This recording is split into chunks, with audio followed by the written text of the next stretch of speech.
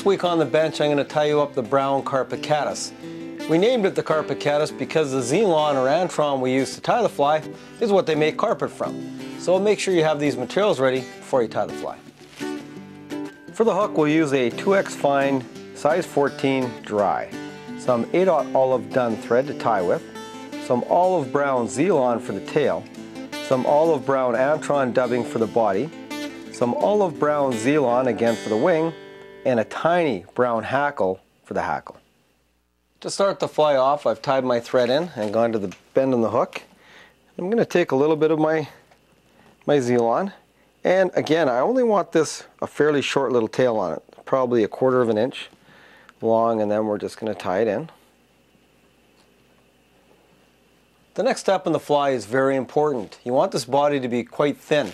So what I'm going to do is take some olive brown Antron, and I'm going to dub it onto my thread, and I just want a very fine amount of dubbing on this thread.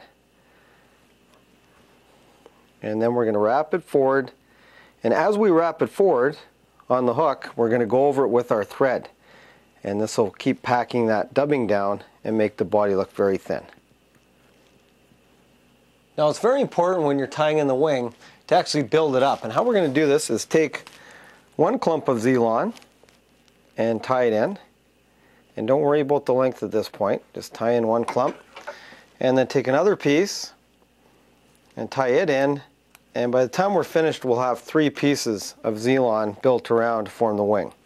So one on one edge, one kind of up the middle of the fly, and one on the other edge.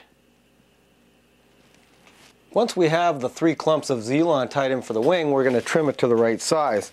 And again, I usually pull it back just so it's about to the back of the body. So not much further, not at the length of the tail, just to the back of the body. And cut off your Zelon there.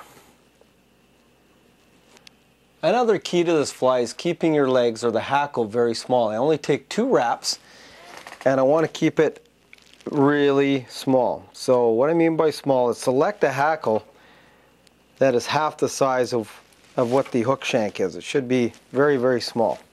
You only want a couple of little feet, or a couple of little legs right off the front of this fly. So I'm only taking 2 turns with my hackle, and that's it, then tying off.